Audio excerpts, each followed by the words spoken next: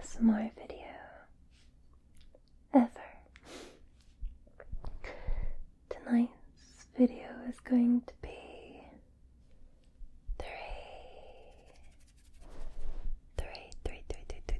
3 hours long, full of your favorite things. And I'm hopeful that you'll definitely be able to sleep. You'll be able to relax.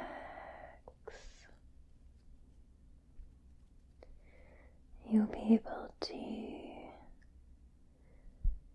calm your thoughts. So, let's begin. First, I have something to show you. Just like right here. Just right here. Today's video is brought to you by Established Titles. Guys, I am officially a lady. I am a lady Lauren. Established Titles is a really fun and novel way to preserve the beautiful Scottish woodlands, essentially my home. You essentially purchase a plot of land that is about 1 square foot in this beautiful private estate that can be found in a small village called Edelston. And it helps protect our trees and protect our woodlands and helps with the global reforestation efforts. So basically when you buy your 1 square foot of land based on Scottish historic traditions, you become a laird or a lord or a lady. How cool is that? I bet you've always wanted to be a lord or a lady. I definitely have. And with every single order, Established Titles plants a tree. And they do this in partnership with One Tree Planted and Trees for the Future by supporting them with their global reforestation efforts. It's so cool. So when you actually get your plot, you'll get an exact plot number and you can look that plot number up and you can see where it is and you can actually visit it. So cool. It's a really fun and novel way and it's a great gift, especially with Christmas coming up. Who would want to be a lord or a lady? Honestly, I think I would be buzzing if I got that for Christmas. And even better, guys, the first 200 people that click that link in the description and purchase their plot will actually get a plot that is essentially next to mine, or at least within walking distance. So let's create our own little Scottish Murmurs kingdom up in Scotland, in the north of Scotland. I think we should do it. Then we can all go and visit it together at the same time. That'd be cool. So if you head to the link in my description or go to establishedtitles.com/Scottish, there's a massive sale on just now and you'll get an extra 10% off. And there's even couple packs as well if you want to buy a couple of gift. So head to establishedtitles.com/Scottish and use my promo code Scottish to get 10% off today.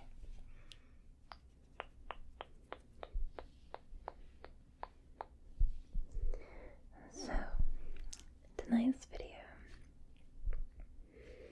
is split into kind of four different scenes. We're currently lying on the ground and you're up here. We also have a scene where we're more sitting up on my bed, kind of, and we'll be going through 8 different dreams for you.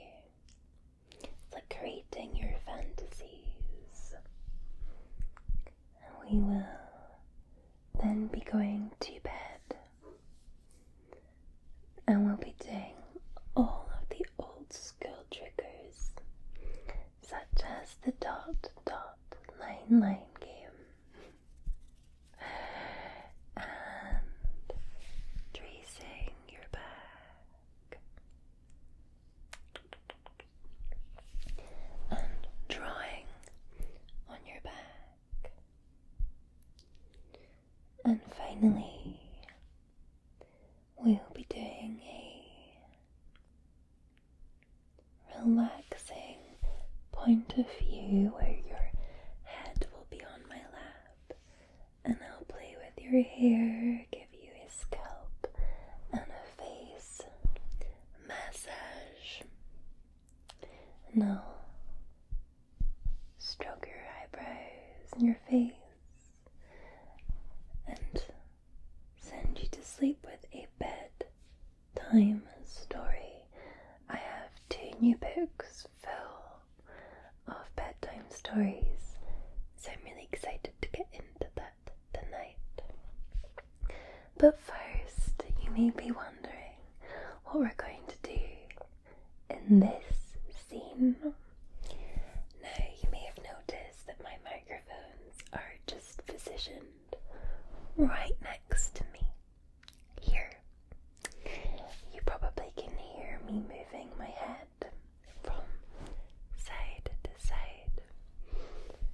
Tonight, in this scene, we're going to focus on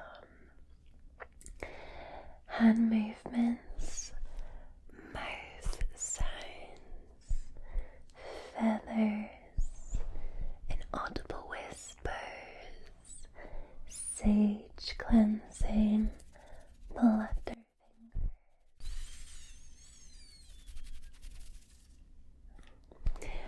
We're also going to be doing some kissing sounds, some bad energy plucking,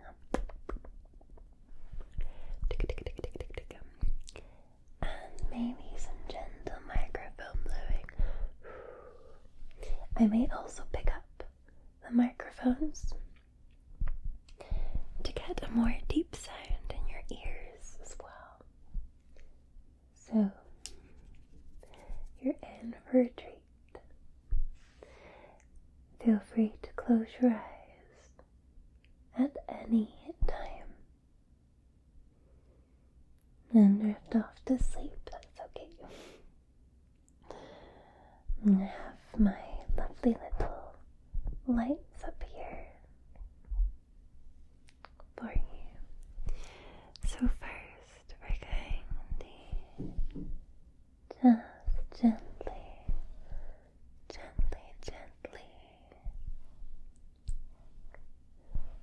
start on the breathing whispers and intoxicating hand movements to clear your mind.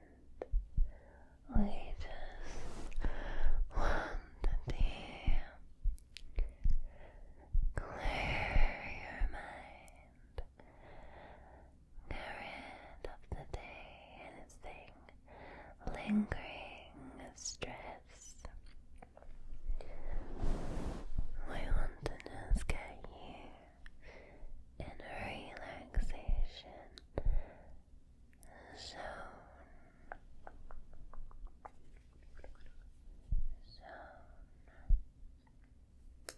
Think of yourself in a box. What thoughts do you want in your box? Only positive thoughts are allowed. So anything that's not, you must remove from your box, your special box.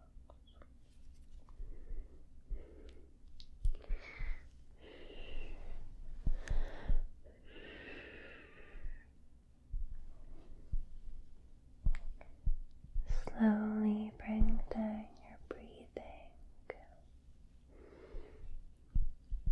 Just breathe in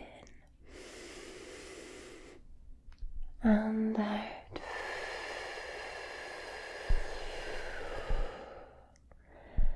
Breathe in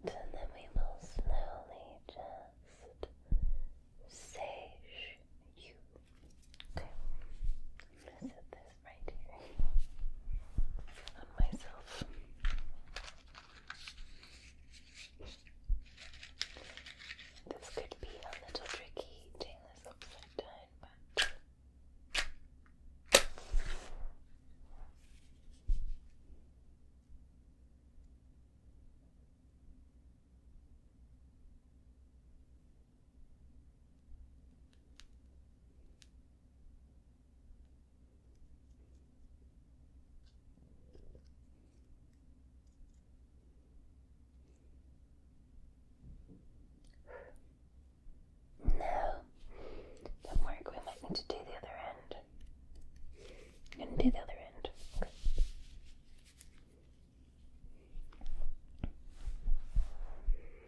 Let's try again.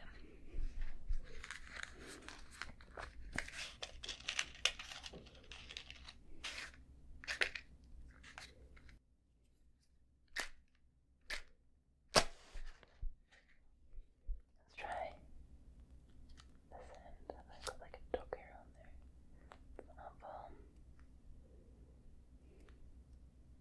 There we go, that's it.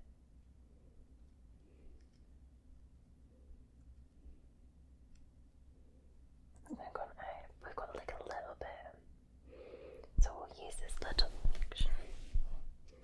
Nope. It's just gone out as well. I'm not very good at this, guys, am I? One more time. Third time lucky.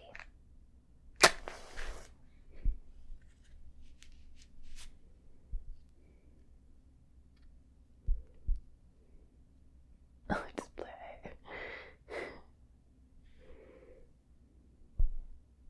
Wasn't third time lucky. Are you telling me that we're gonna have to give up on this stage in a minute? But now I'm so determined. I'm like, we're gonna sage this. If you're a fan of match sounds, then this will be the video for you. I can smell it now. Okay, I've got a little bit, so I can smell that now. The sage. So we're just gonna cleanse in and around your area, although the smoke is already gone. The moral of this story is that you shouldn't light sage while lying upside down. I mean, you probably could have told me that. Or I could have even told you that. Nonetheless, we are cleansing your aura. I can smell the sage, so I think that is burning. Just can't see it. I feel like it smells like roast. Like it smells like, you know, like vegetarian stuffing at Christmas. That's what it smells like. Reminds me of stuffing.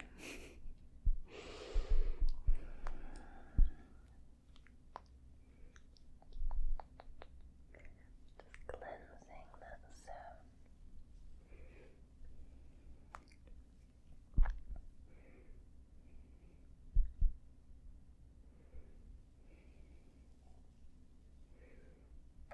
Okay.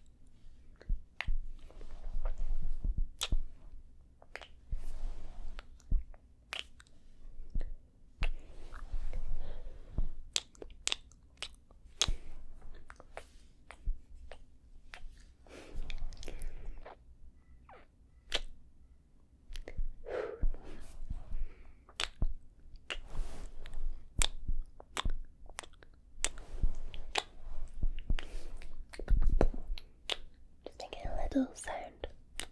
The finger. Lips. Little peck.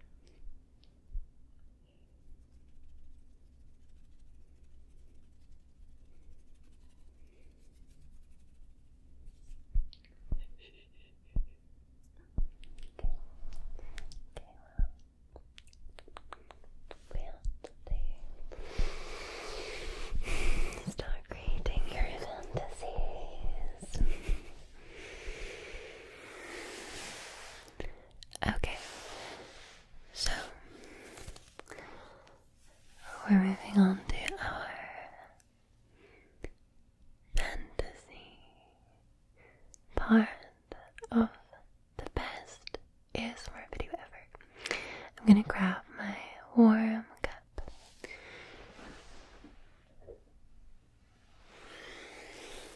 Little oat milk cappuccino. To keep me awake, not to keep you guys awake. While I explain to you what we're doing here. So we are, of course, in my bedroom. We moved from the floor to the bed. And I'm going to whisper 8 fantasies to you. They're very calming. They're normally places getting you to imagine things. It's basically creating your dreams. And there'll be background sounds added to it as well, so that you really feel that you're in that place. I've pre-selected 8 places, but I'm going to be describing them completely ad lib. So, I don't even know what I'm going to say. But I'm going to try and make sure that I have a dream for every one of you that will suit every one of you, because we all have different dreams. And hopefully something that I say will be close to what your dream destination is. So, just, as always, close your eyes. I'm gonna see if I can sit this here. I don't know if I might fall.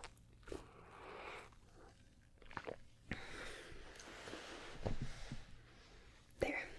There's a nice space for over there. So that I can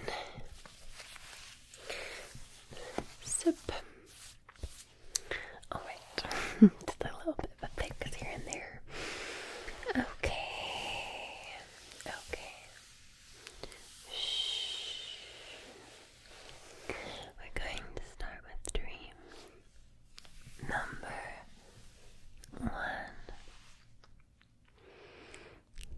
This is autumn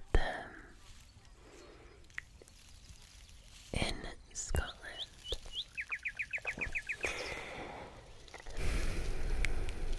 The place that you're in is a large, peaceful park with a path that trails around the edge of a lake. It's a clear, fresh, autumnal day. The skies are blue,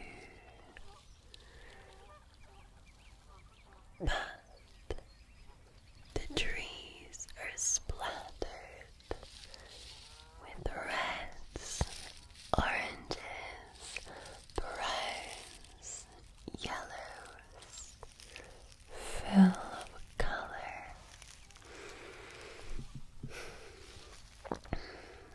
Leaves are gently blowing, falling to the ground as every gust releases them from their branches.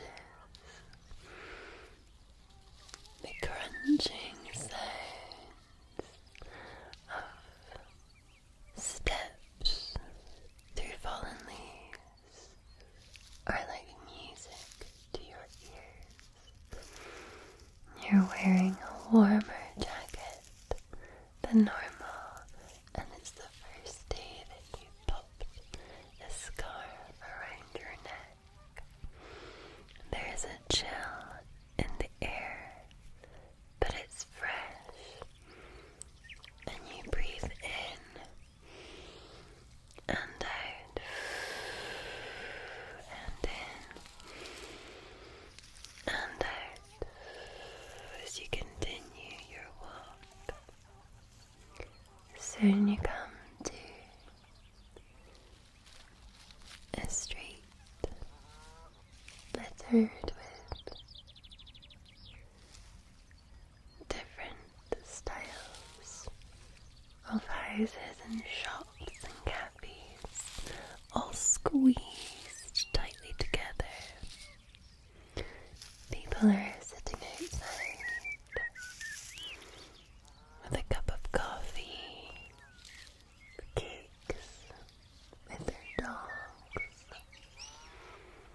There's lots of shops with trinkets. There's a cheese shop, a liqueur shop, candles, gifts, Christmas shop. That's right. Where you can buy all the Christmas decorations all year round. And everybody smiles at you and is happy because you are in the beautiful town of a calendar in Scotland on a cold, beautiful autumn day. And it's calm and happy. I got the goosebumps because it's such a nice place. Okay.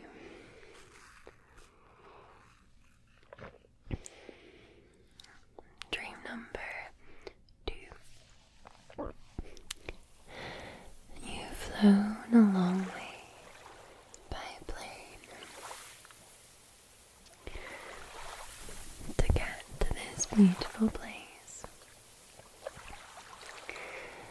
You've got one more trip to go. You've landed and you've then boarded a seaplane to take you the very short distance over the deep blue lagoons to a tropical island covered in rainforest, white sandy beaches, palm trees, and 2 large mountains in the middle. You can see around the edges of the beach are a shallow lagoon, light blue in colour from the sky, before it fades to dark blue of the Pacific Ocean. And in these lagoons are wildlife like you've never seen before. Warm waters you can dip your toes into and be surrounded by tropical fish, black-tipped reef sharks, rays, turtles. So much wildlife swimming in and around your toes, your legs. Snorkeling is just beautiful as the sun shines down and illuminates beneath the surface of the water. And you board a special sailing boat with a netted area that rides above the surface of the water that you can lie on, almost like a hammock on a catamaran. And you head a little further out to sea to be greeted by large humpback whales. They've recently had babies and they're playing with their babies in the water. They come up to say hello. They rise up and splash back down. With dolphins swimming in and around your boat, you get off into the water so you can see these magnificent creatures a little better. So unbelievably beautiful, so big and precious. The beaches are soft white sand, and there's a little cafe all in its own across the lagoon on a rising of white sand. To get to it, the only way is to paddleboard across, swim, or take a little dinghy boat. It's just heaven. You can sit for hours, cocktail in hand, looking out to the never-ending sea. You're in the French Polynesia on an island called Maria, full of tropical rainforest, beautiful wildlife, unspoiled, untouched. Tropical paradise, not like anything you would be able to see where you currently live. What a beautiful place. Okay.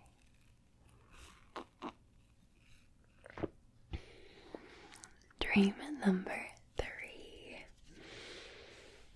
My favorite. You've arrived into a warm room. The fire is burning. You have a large double bed and 2 armchairs pointed towards a fireplace that's already crackling and alive with orange flames. You have a long window that leads to a glass door with a balcony.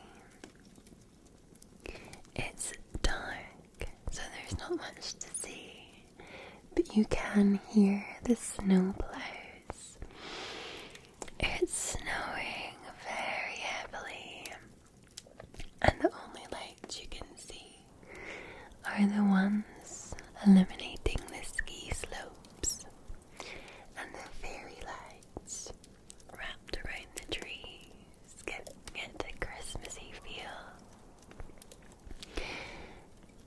It's snowing, it's snowing, it's snowing, and you're warm and cozy in this beautiful hotel room with its own fire. But the best part is there are 3 hot springs. They're hot jacuzzis that are built into the ground outside that are open. So you pop on your swimming outfits, a robe provided by the hotel and slippers, and head downstairs outside in the freezing snow. And you take off your dressing gown and dip your toes into the water that is so warm, like a warm bath, and you submerge your body beneath the surface. You have a hat on your head to keep your ears warm, but you lie in this jacuzzi, in this outside hot tub with the snow falling all around you, on your face, into the hot tub water, but you're so warm and relaxed and at peace, and you can watch the world go by. You can see the Vale cobbled streets just in front of you, beginning to busy with life, with people walking to dinner, exploring the shops. Vale is one of the most beautiful places that I've ever been to. Cobbled streets, shop windows. There's so much to see and do and explore after a day of skiing on the mountainside. So much time and places to relax, to just take time for yourself. It's just unbelievable. And I love the snow falling on your face, the wind whipping through the trees.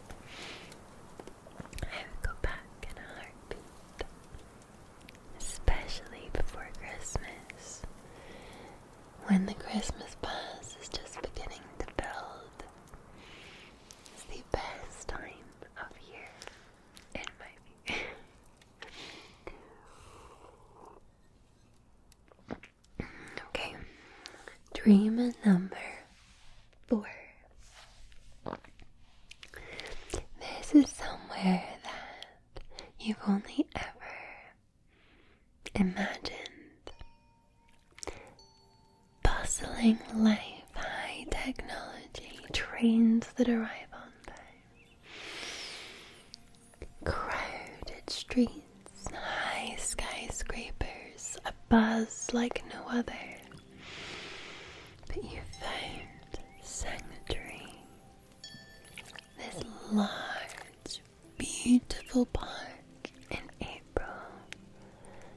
All you can see is pink, rows and rows and rows of pink cherry blossom, gently falling in the breeze. Cherry blossom petals constantly raining past you as you walk around this beautiful park. Greenery with a river and a waterfall, and further around this park are the buildings and the skyscrapers. This is a little sanctuary, completely surrounded by busy city life, but in this tiny little park, there's complete peace. The blossom is so beautiful, and there's fresh scents of flowers everywhere. It's April time, so the birds are chirping in the trees. New life is soon to be born. Birds are nesting, but the pink, you've never seen such beautiful pink colors. Pinks, light pinks, dark pinks, because you are in Tokyo, in Japan, during a cherry blossom season. The colors are just like heaven. They are so vivid, so bright.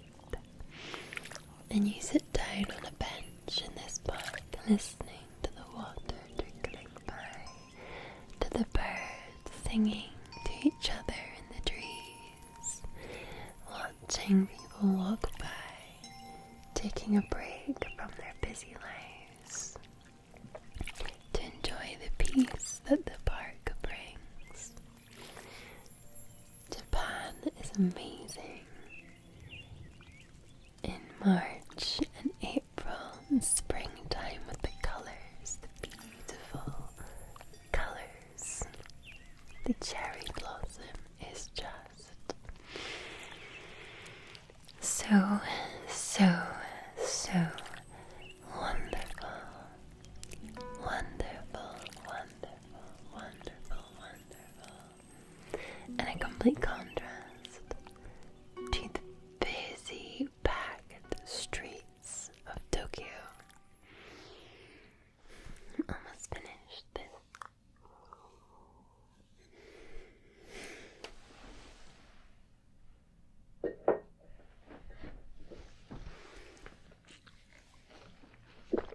Okay. Moving on to dream number 5. You're lying on a lounger.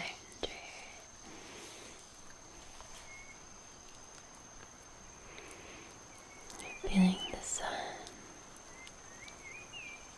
beating down your face, kissing your sweet cheeks, caressing your arms.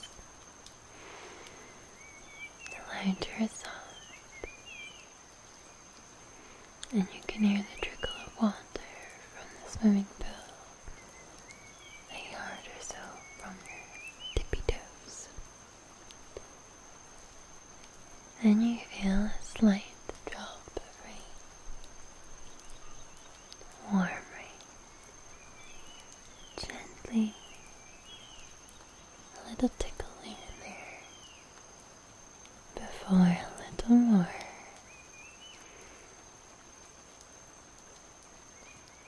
And then it pours, and you rush inside. It won't be for long. You wait patiently while the shower clears up. The heavens have opened, the rain has poured, but the sun is suddenly back out again and drying everything up almost instantly. So you head back outside. After the shower, that's when the best sounds arrive. You can hear the chirping of parrots. You can hear the movement of leaves behind you as monkeys and other sorts of wildlife of the rainforest come to life, moving around your hotel. You're high up on a hill with views over the rainforest. All you can see is the tops of trees for miles. You can hear a rustle behind you now, and some sort of monkey quickly swings from branch to branch over the pool area, dropping some sort of fruit below. Off it goes. Parrots now are sitting on the lounger across from you, chirping away. It's just not like anything you've ever seen before. Birds flying overhead. More sounds, more rustling. You don't know what it could be, but you're just basking in the pure bliss of being in Costa Rica, in the rainforest, with the sunshine, the warm weather, but the frequent showers that bring the rainforest to life. Little beasties crawl by, the birds fly by, and you are just at peace, relaxing, enjoying your time, your precious time, reading your book. You've been fortunate enough, you go on excursions every day to find new wild creatures to see, to experience wild fruit, wild vegetables. It's a beautiful place. Beautiful place, and you're so fortunate to be there with the wild.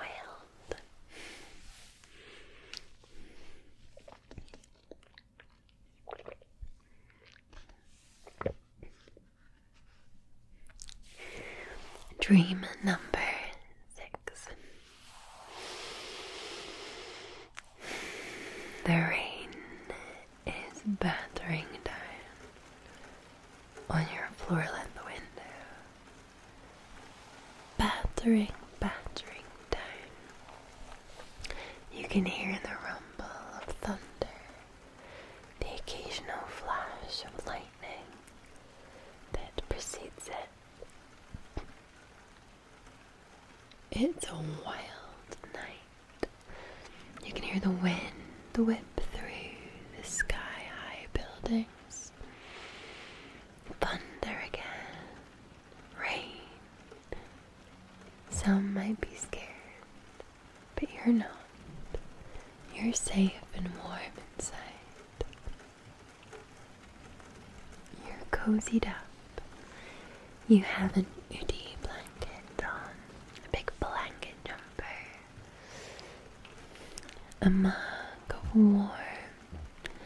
warm drink of choice, maybe some hot chocolate, hot cocoa, coffee, tea. Sorry for the yawn. It's making me sleepy. And your electric fire is on. There's heat coming from it. It's embedded within the wall. And it sits upon pebbles. And there's heat. And you sit on your sofa with that hot cup of drink. And you watch out of your floor-length windows. You can see the busy city life that never sleeps below. The yellow taxis pounding by. They're almost everywhere like ants. You can see the lights change colors from reds to greens.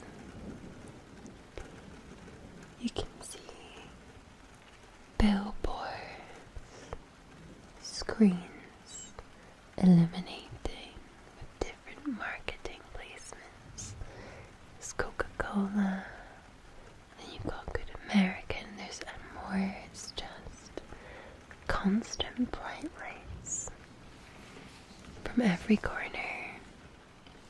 If you look really hard, you can see people hurrying by with large umbrellas. Some with none due to the thunder and lightning, and then a flash lighting up the Manhattan skyline. Another grumble of thunder. But you are safe. You're warm. You're enjoying this stormy weather. It's not often in New York that you have such storms. But here you are. While the night is electric and the sky is a deep shade of purpley blue, flashing white every now and again. The building you're in has a lightning cable that brings lightning strikes safely to Earth, so there's no worry. It's just coming, watching, being warm and cozy inside, being able to watch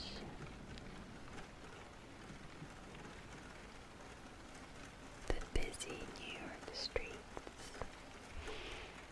while you're cozy with your fireplace and your warm mug. It's relaxing, it's calming, soothing. You can nap on your couch whenever you feel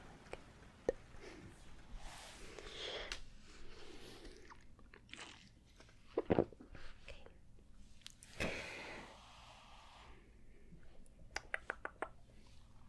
Dream number 7.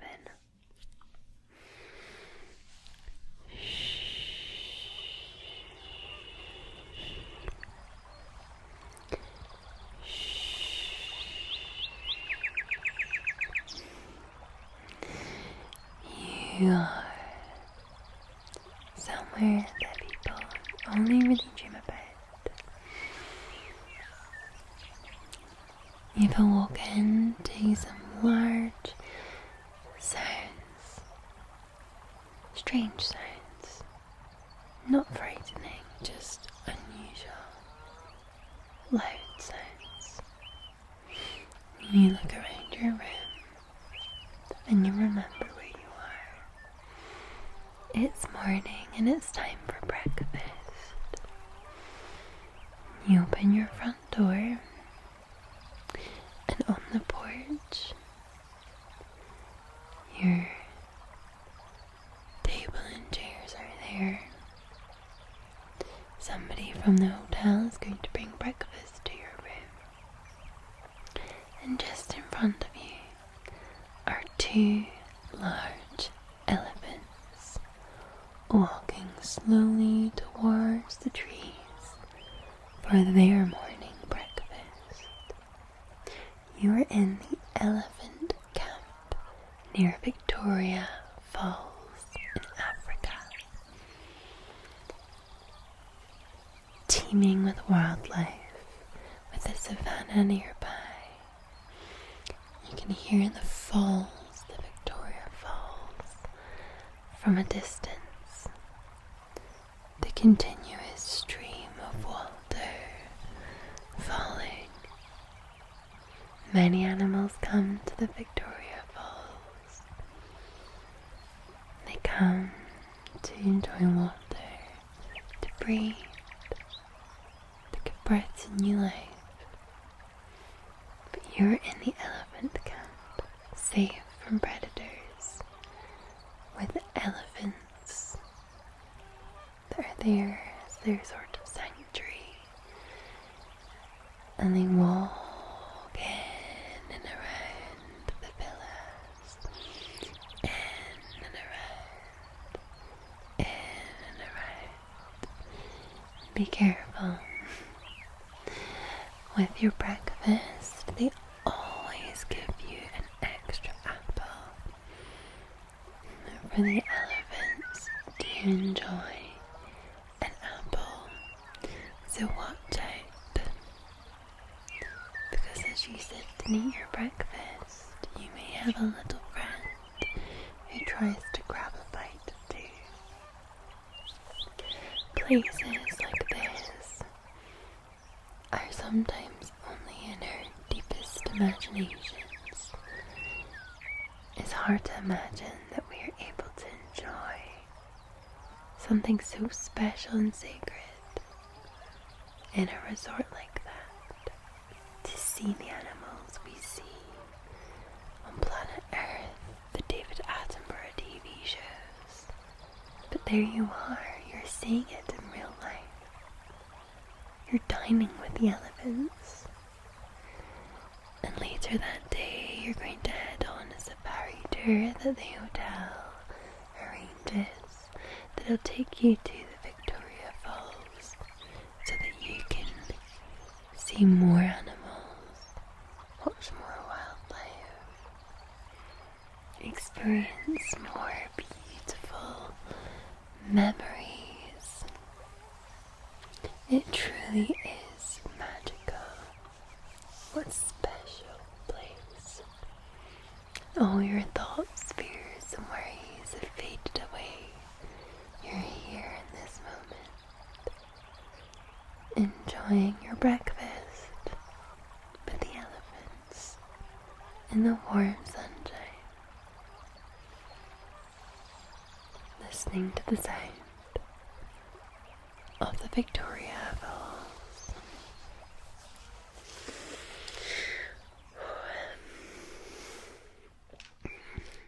That was number 7. Our last dream for this evening is dream number 8. This is again one of my favorite places. You're walking through cobbled streets, over bridges, under bridges, the sun beating down on your face, the sound of music around every corner, a violin, an accordion. So many little boutiques filled with trinkets, bakeries with wonderful Italian delicacies, cafes and restaurants on every corner, small, large, with seating outside, stalls litter the boardwalk, selling fresh fruit, fresh watermelon,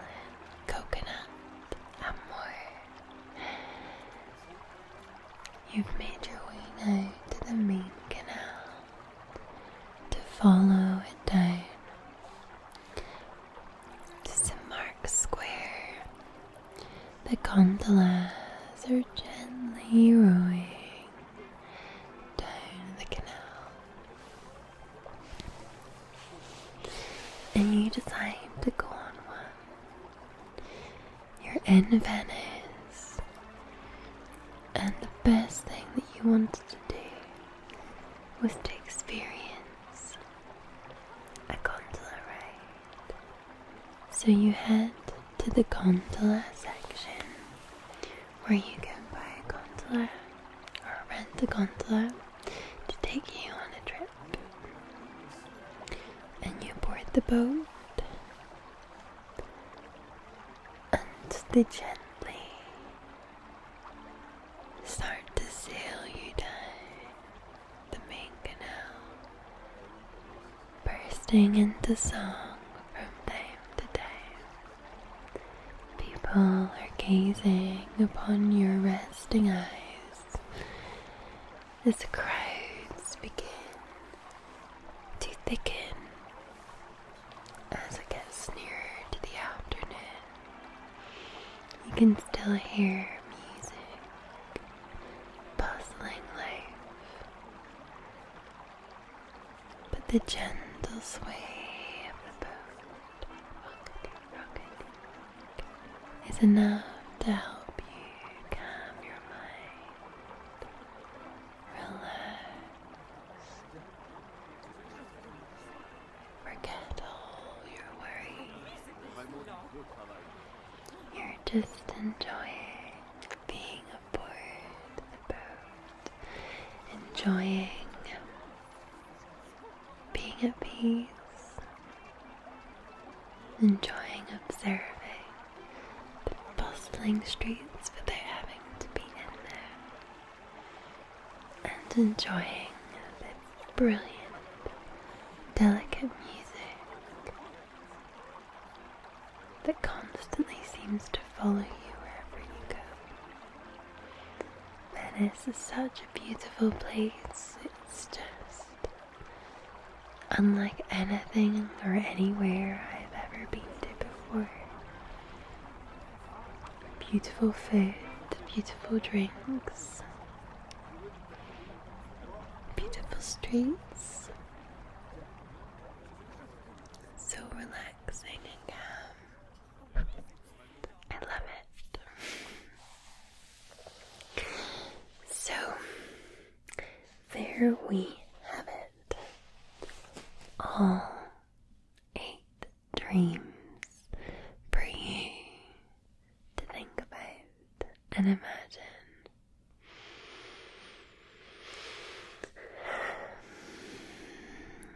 Well, now we're going to change our scene to lie in bed. That was a quick shift from our dreams to the bed. So I love these styles of videos where we're just chilling in bed. I've got these little fairy lights and a soft orange glow for us to enjoy. This part is all about just the tingles, touch, personal connection.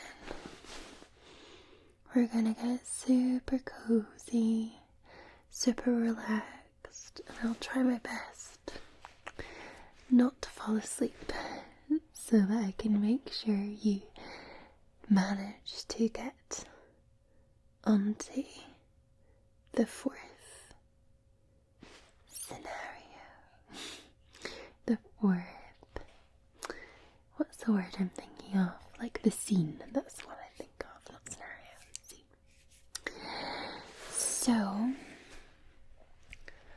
I really wanted to light a candle for you. And I have a new one today. This is hand poured in London, a coconut and soy wax, and it is mulled wine.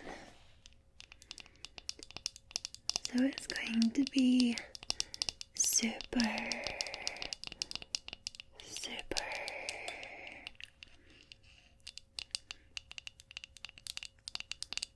Christmassy. So it actually describes what we have. So in the mulled wine scent, it's cinnamon, apple, orange zest, and brown sugar. So if I take this little lid off, oh my goodness, this is just absolute heaven. Oh, it's gonna smell so good. I'm very excited.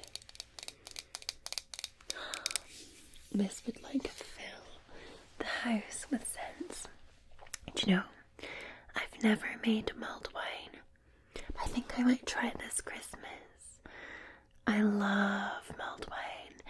There's Christmas markets in Edinburgh. The Edinburgh Christmas markets. They're beautiful and they're big. And they always do, like, you can get like takeaway mulled wine or takeaway like sloe gin. But the mulled wine is so nice and Christmassy. I love it. So I normally get that. But I think maybe this year if I make some, be cute as well, because it would smell the whole house out. It'd be so delightful. So I'll just set this here for now. And we'll grab this. So this is our matches. I used the little baby ones earlier, but I'm going to use these nice extra long matches today. Because I think the baby ones, they're so short, they don't have enough like time on them to burn. That's why we had problems with the sage to get that lit. So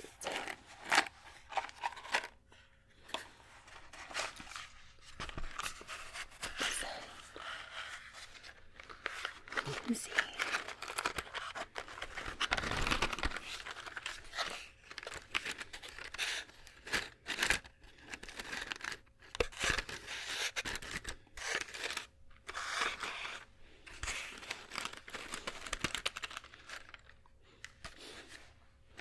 we'll select one.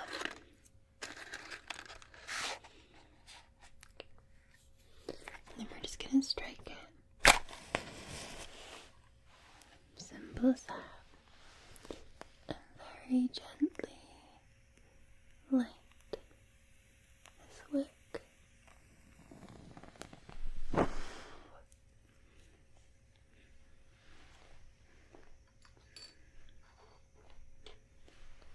And there we have this wonderful candle.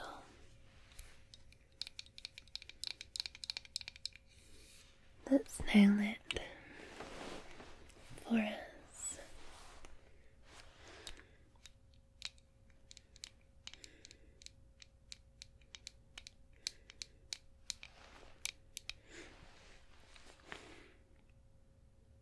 It doesn't make a sound. Not like the other ones. But the smell coming from this already is just so divine. I just love it. I'm going to pop this right here.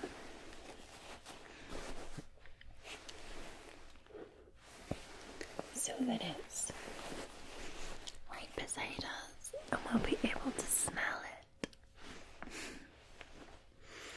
And I'll set these back as well. Okay. There we are. All better. With our little candle and our scents. It's cozy. Nice and cozy. And I want you to just feel really, really cozy. So I think it's important now that we say that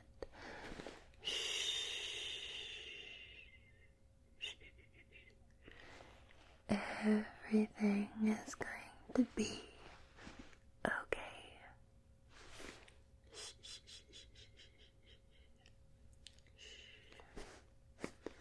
It's all going to be okay.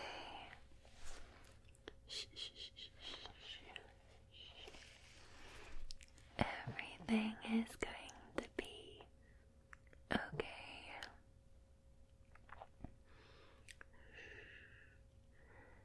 It's all going to be okay. Don't worry. Everything will be okay. Whatever you're experiencing, it's fleeting. And everything is going to be okay.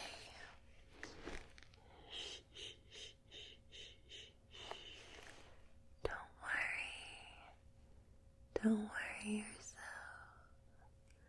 It's all going to be okay.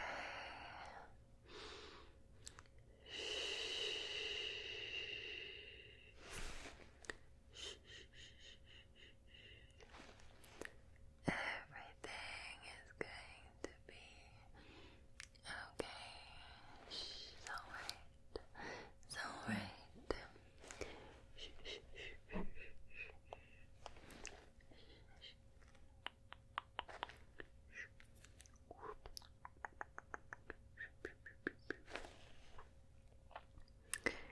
It's all going to be okay. Don't you worry, don't worry, don't worry. Don't worry, don't worry, don't worry. Shh. It's all okay. It's all going to be okay.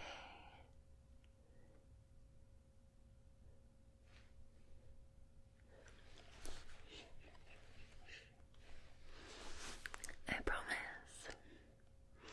And I've even just turned my do not disturb on. It's all going to be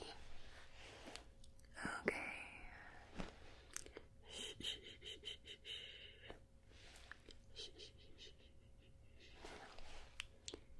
Don't worry. I love the way that was shining through there. Like my hair had stars in it. I could wear this. I'd love like a hairband. It was like fairy lights, or like fairy lights that go in your hair. That'd be cool. I'm gonna search for that after this. Okay. So we're going to do some fun things now while you're still with me and awake. One of my favorite games ever, my fondest memory and my first memory of the tingles was playing the dot dot line game as a child in the school playground. I love it. It's tingling, and I love to do it to any little children that I know on their backs. Even adults love it as well, and you guys will love it.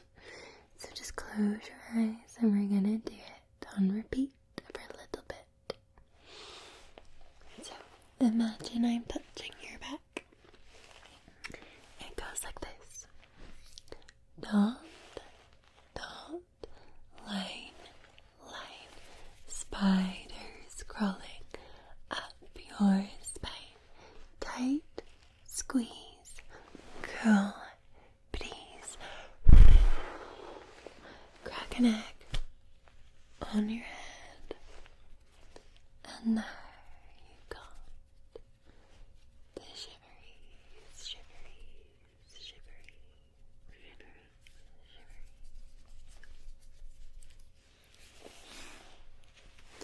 Again,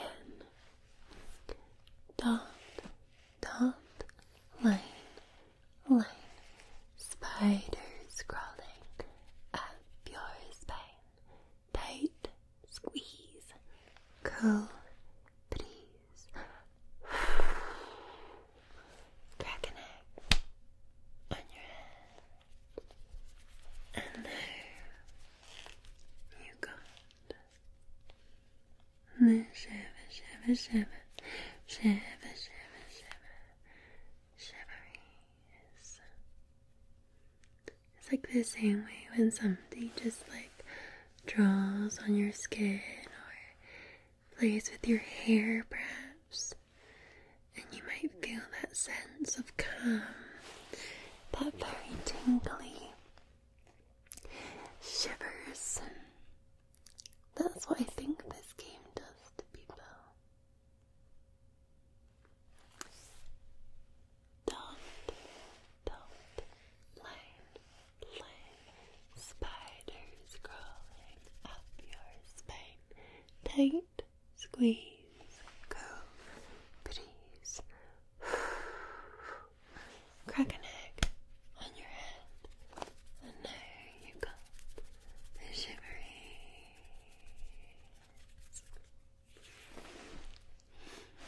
I'm gonna do it to your face so that you can see what I'm doing. Okay, so I'll do like up here, so it goes dot, dot. This will be like a little education so that you can do it in person, okay? So, you watching? Dot, dot, line, line, spiders crawling up your spine. Tight, squeeze, cool breeze. Crack an egg on your head. And now you got the shiveries. So when you're doing, like, obviously this is on somebody's back, the dot line line, then spiders, you're going up their back, then tight squeeze is kind of on the shoulders, and then you're going to do cool breeze in and around their neck, because they're like really leaning in and doing cool breeze around the neck.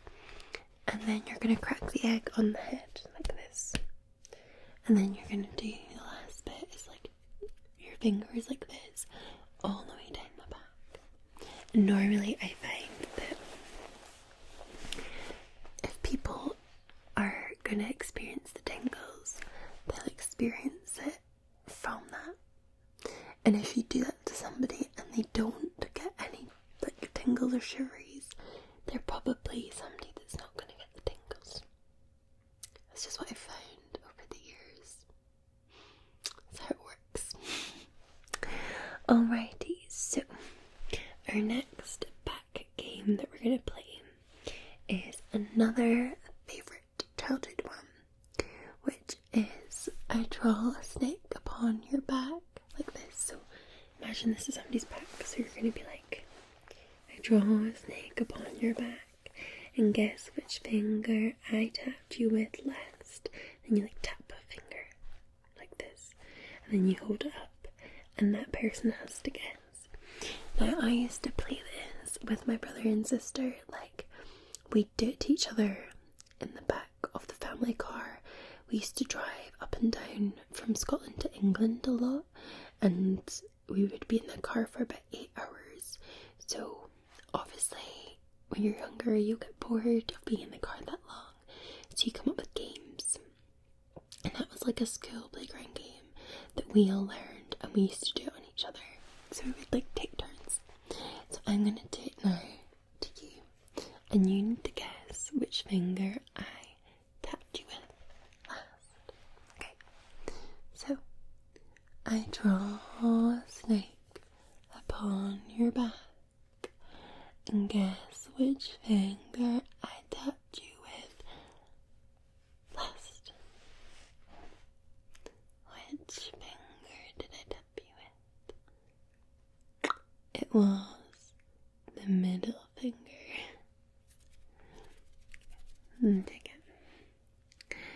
I draw a snake upon your back, and guess which finger I tapped you with last. Which finger could it be?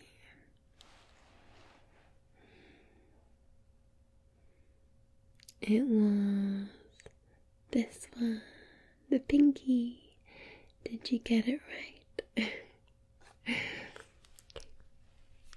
I draw a snake upon your back, and guess which finger I tapped you with last.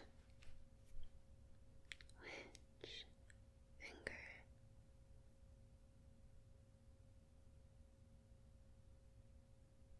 It was this one. Yay! I love that game. But I feel like it gets old quite quickly once you've guessed some of the fingers. But it feels tingly though, so that's a good thing. Tingly, tingly, tingly, tingly. Tingle, tingle, tingle. Yes, it does that. It says that. Minx Laura 1, 2, 3. She goes tingle, tingle, tingle. Tingle, tingle, tingle. I love it. I'm obsessed. Tingle, tingle, tingle. But yeah, you get bored of that, which is why you then move on to other types of back tracing or hair playing. I used to love, like, sometimes in school you'd sit, like, see, sometimes you sit on the carpet, and you know what kiddos are like? They like to play with hair and, like, braid it. And you'd be sitting and somebody would maybe behind you would start, like, braiding your hair. And I used to just sit there in absolute heaven, like, in a transfixed state. Don't want to move because I've got the tingles. But I didn't know what it was because you just kind of go, oh, that feels really nice. I like that. It's the same way that I had this teacher once. She was a supply teacher. I think it was for geography. And she, her voice, I don't know what it was about her voice, but I just got tingles, like, instantly. It was instant tingles. Yeah, very nice. Very, very nice. What was your first experience of ASMR? Do you remember an absolute pinpoint of when you were like, oh, this is like a nice feeling? Not like when you discovered ASMR itself, but like that sort of tingly feeling. Did you have a similar thing? I'm curious now. I wanna know. But yes, anyway, if you get bored, then you move on to new games like our next one. Which is drawing on your back. Like actually drawing items. So that's what we used to do, and you would have to like guess what we drew on your back. And that's what we're gonna do now. And you're gonna have to guess what I'm gonna draw on your back. What am I looking for at this? Oh yeah, okay. So I'm gonna probably draw like an actual like thing. I said like a lot there. I say like a lot. I need to stop doing that. Yes, I'm gonna draw an actual like item, like something that you can guess. Sorry, yawning again. And you need to guess what it is, basically. And I'll draw on your back, and you're not allowed to look. That's the rules of the game. Okay. So, but what I'm gonna do today, because you can't feel it, I'm gonna draw it like in front of your eyes. And then you can guess what it is a bit easier. Okay. So drawing number 1. Okay.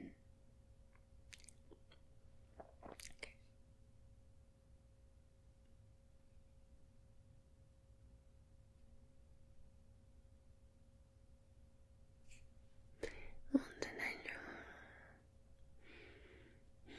And again for you.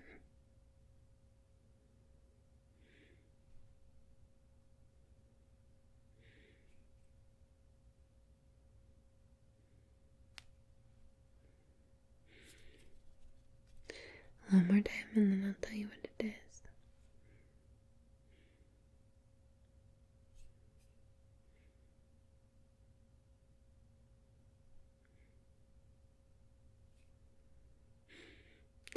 It is the sea, and then a boat. So well done if you got that. Okay, the next one.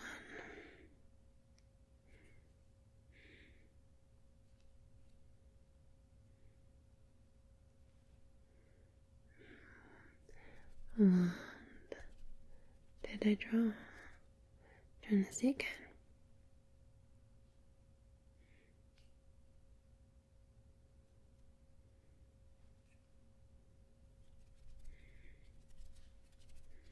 What do you think I drew?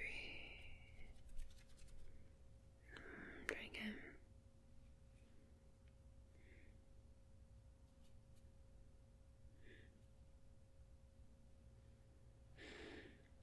I drew a smiley face with 2 eyes and a nose. Dot dot dot. So again, well done if you got that one. Okay, let me think of something else.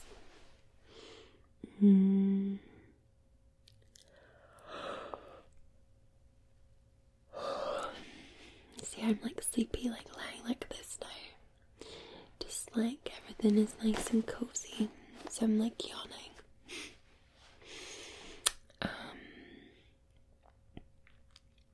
What do I want to draw as your last one?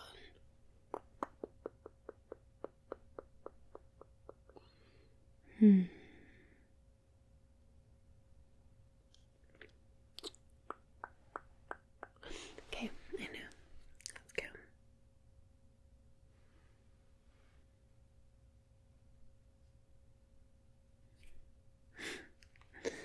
I'll try again. Okay, so.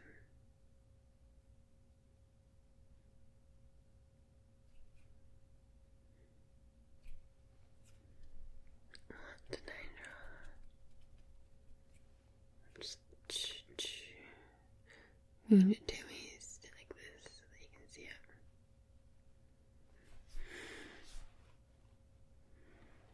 I drew a Christmas tree, and there's the stalk and then the bit underneath it, but I didn't decorate it though, so that was a really hard one and I couldn't fit it into here. So like I needed to put a star at the top and then some like bubbles and some tinsel. Don't know what my hands are doing.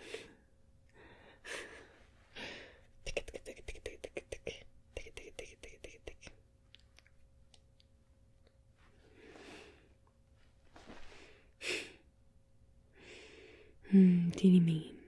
Okay. Well, let's do some little lullabies to help you sleep. I think we will do. Okay. Sing me a song of a lass that is gone. Say could that lass be I? Mary of soul, she sailed on a day over the sea to sky. Billow and breeze, islands and seas, mountains of rain and sun. All that was good, all that was fair, all that was me is gone. Sing me a song of a lass that is gone. Say could that lass be I? Mary of soul, she sailed on a day over the sea to sky. I'm singing that one because I know a lot of you like that one. Okay. I've got a good one for Anastasia. Goes, dancing bears, painted wings, things I almost remember, and a song someone sings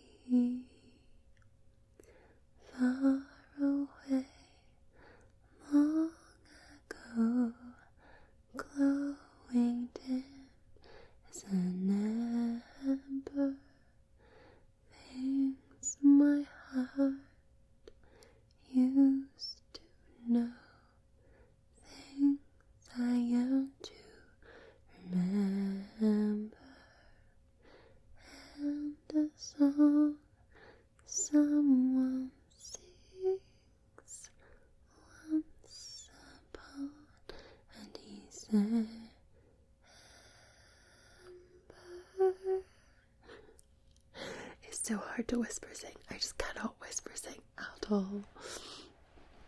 I don't even know what kind of voice that was. You are my sunshine, my only sunshine. You make me happy when skies are grey.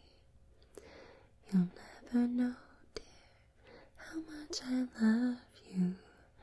So please don't take my sunshine away. There'll be blue birds over the white cliffs of Dover tomorrow when the world is free. There'll be love and laughter and peace ever after tomorrow when the world is free. I learned that one in primary school. We put on like a play thing, and it was all to do with the World War. I think it was World War II. And that was one of the war songs that we sang. There's always like different war songs in there, but I know that one. I just didn't want to do your usual Hush Little Baby, rock-a-bye baby on the treetop. When the wind blows, the cradle will rock. Da da da da. I don't like that one because it's like basically the cradle falls. It's a bit barbaric, isn't it? So now I'm going to trace your face. I'm going to trace your face because I would like to. I would like to trace your face. So, something I've said to you guys before is that when somebody strokes your eyebrows, it can be so tingly and soothing and relaxing. Like this, somebody just touches your eyebrow. So we're just gonna start by touching your eyebrows like so. Just all nicey like that. Maybe with the thumb.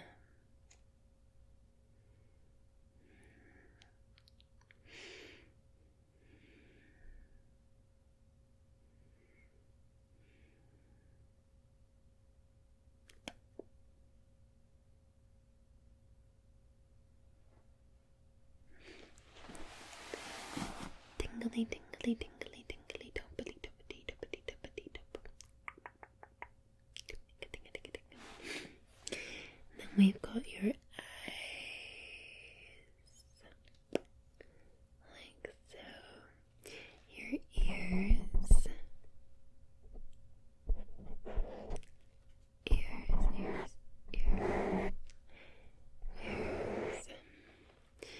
your little button nose. Your lips,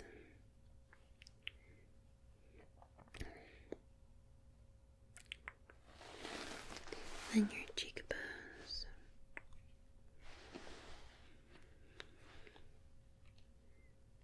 just give me a little stroke on your cheekbones, and then around your face.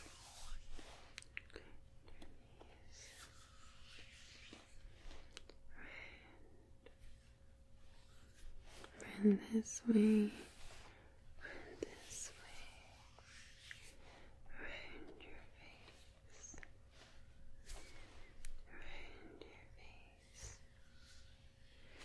like so. Your eyes, your nose, your mouth.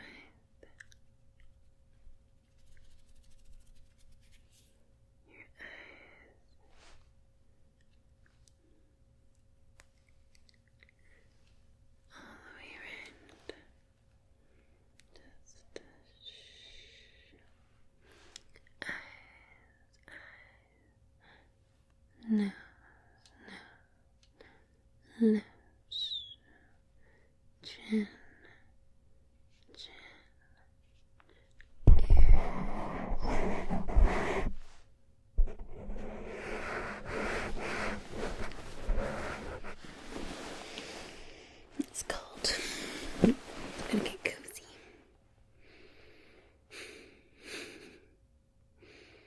gonna end up falling asleep here.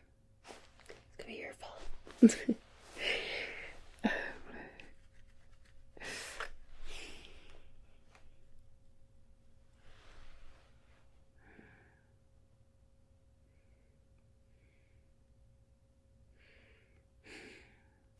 Let's do like a full body relaxation.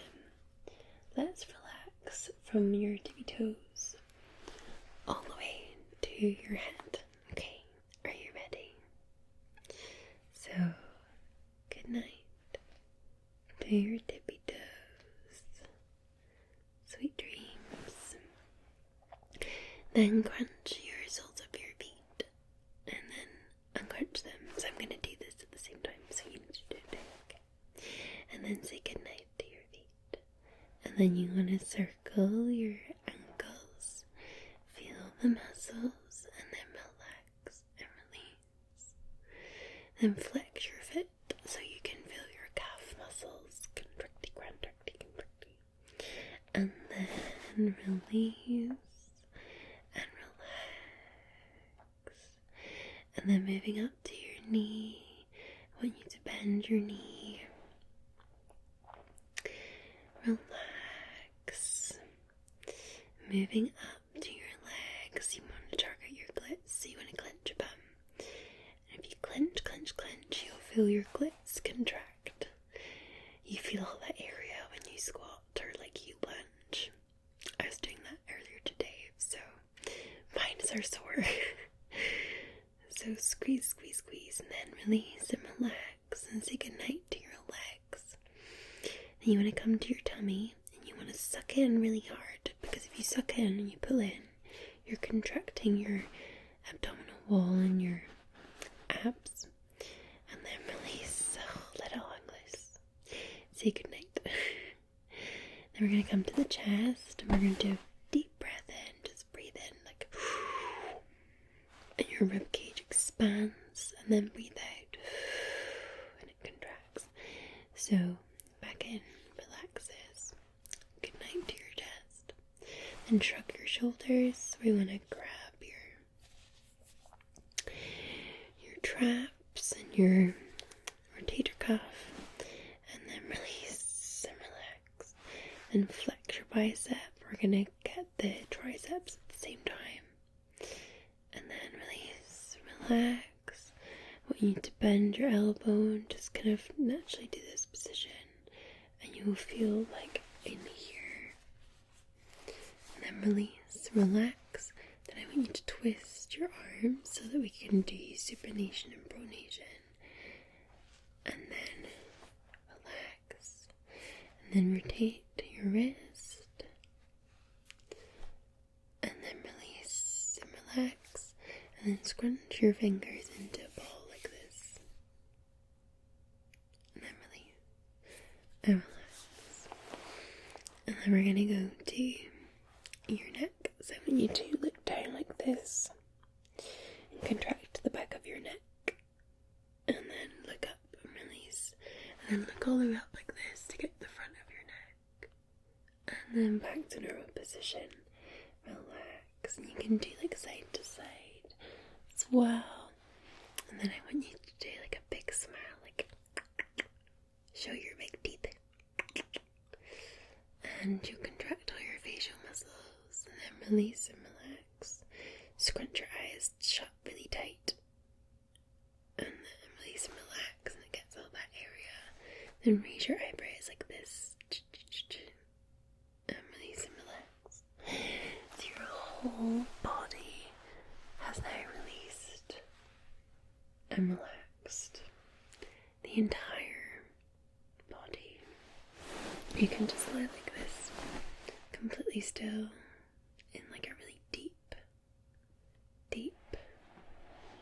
relaxed state.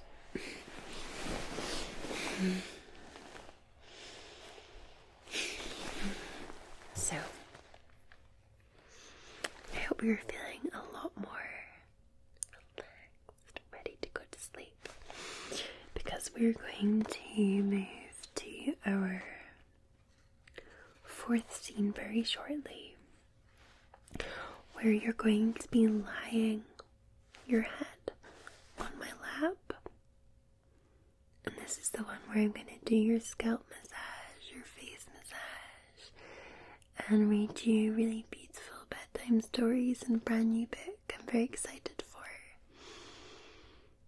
So you're in for a complete treat for the next hour. You're going to be completely fast asleep and you're going to stay sleeping all night long.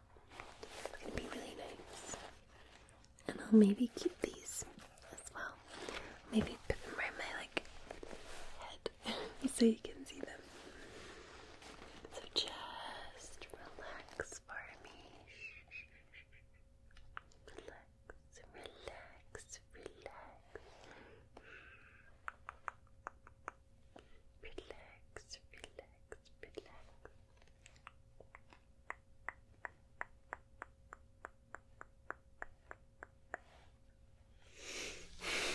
Okay, so we've just gently moved the position to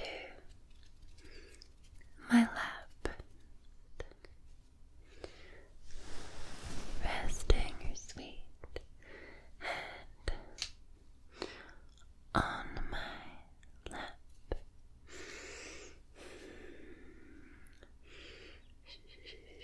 So just relax for me, and at any time feel free to take yourself off to sleep, sleep, sleep, sleep, sleep. Okay, so as I said before, I'm going to be making you a dreamy,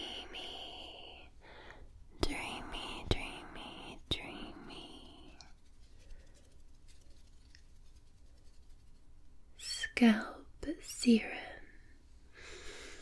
and oil blend to massage into your beautiful hair. And then to just massage into your face, into your face, super dreamy. You'll feel so nice and warm and relaxed. Be nice.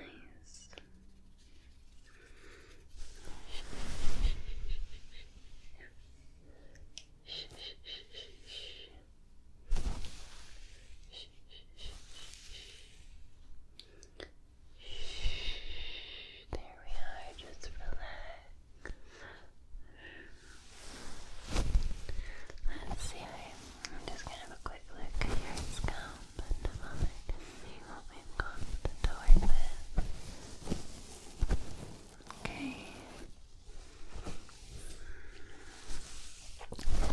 I think we need something that is moisturizing and soft, not too oily. Let's make this worth your while.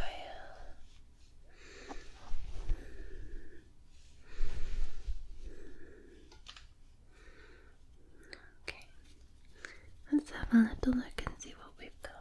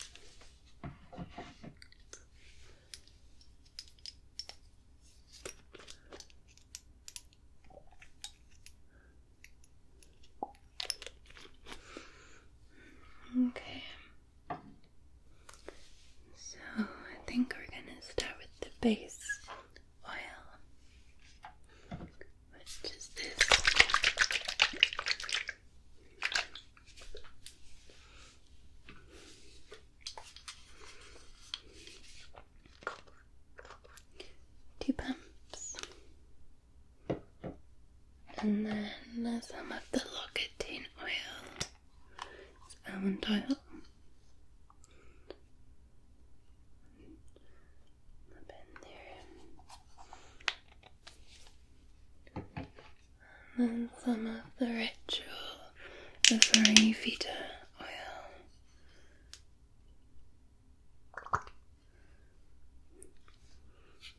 Heavenly, as well as the second ancient art of leaving living wisely, Indian rose and sweet almond oil.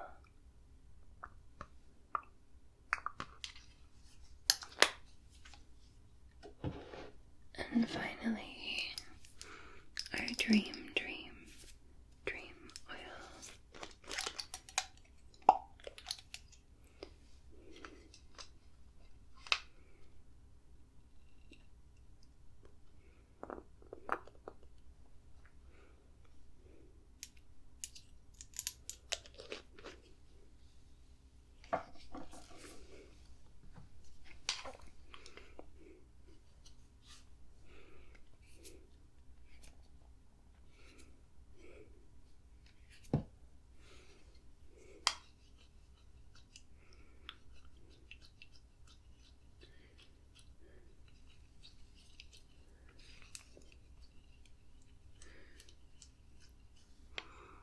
It smells heavenly smelling blend. You're going to love this.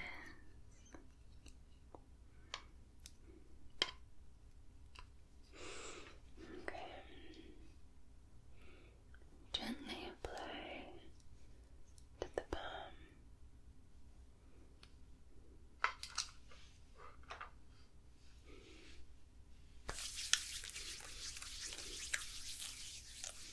I'm just going to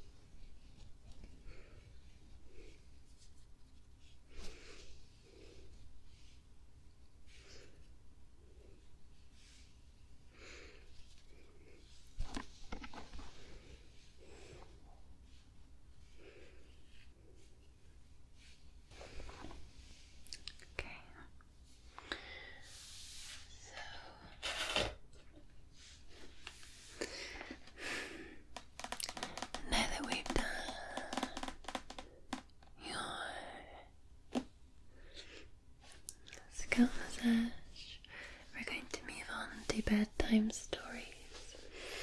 This book that I've got has 58 bedtime stories.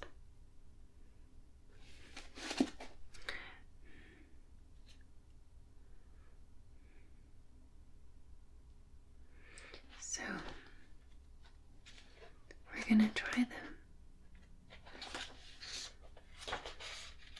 There's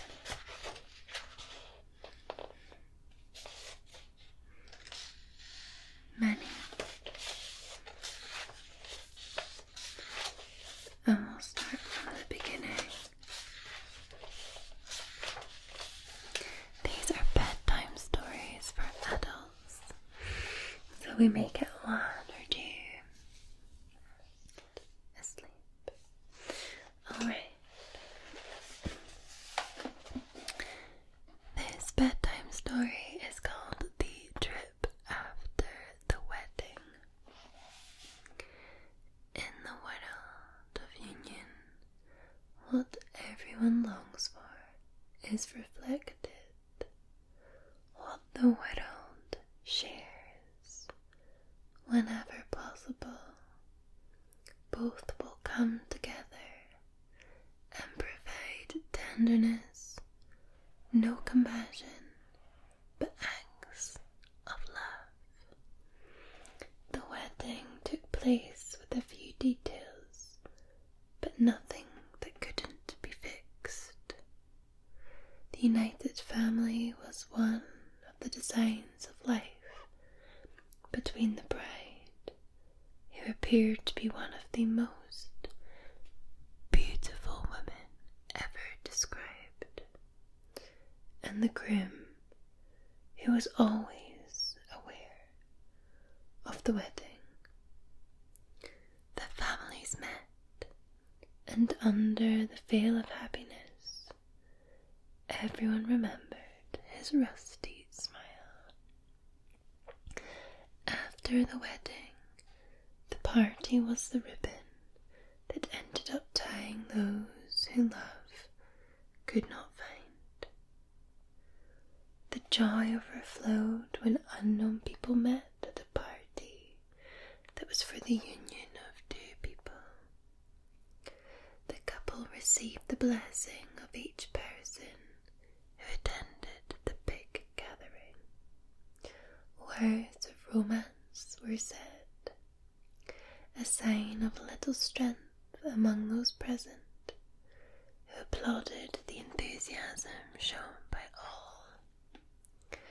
When the wedding came to an end, no one was crestfallen.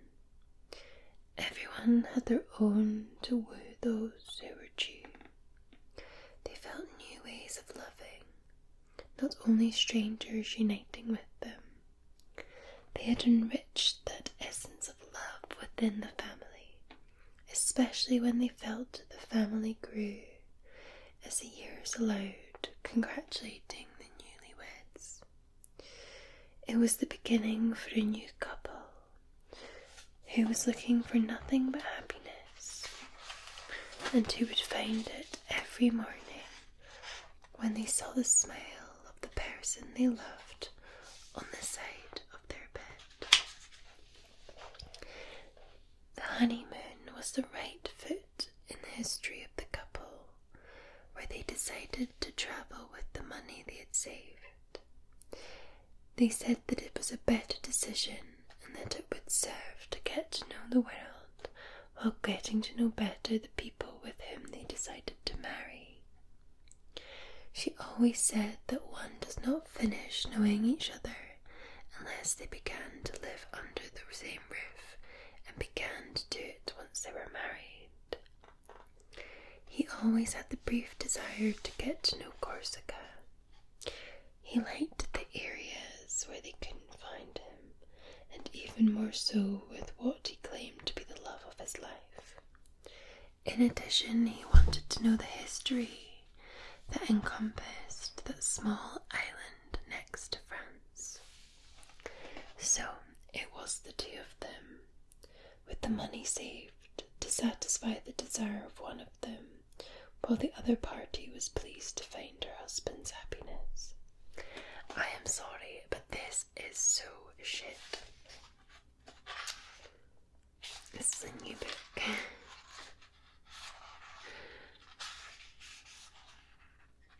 That's terrible. That's really badly written. I don't understand a word of what it's saying. I'm trying to see if there's something better.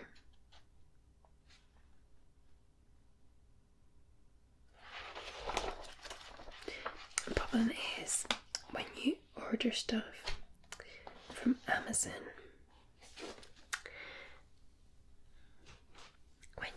some things from Amazon, they're self-published and it's not always published by somebody else. And that one I've just discovered is self-published. That's the second book I've got in the last couple of weeks. It's awful. Let me get a better one. This book. It's like full of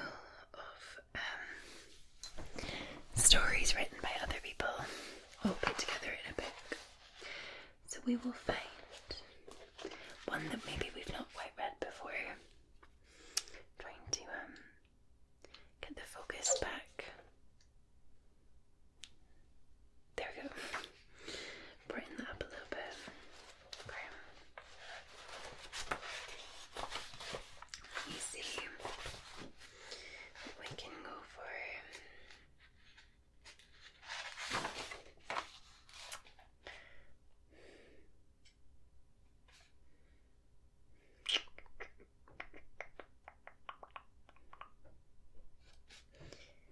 Beauties. I don't think we've read that. It's quite long, but I think we could do it.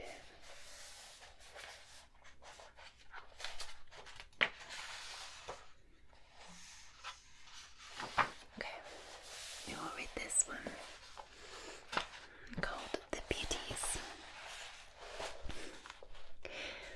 I remember when I was a high school boy in the 5th or 6th class.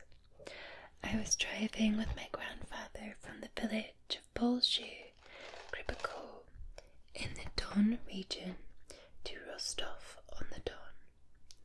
It was a sultry, languidly dreary day of August.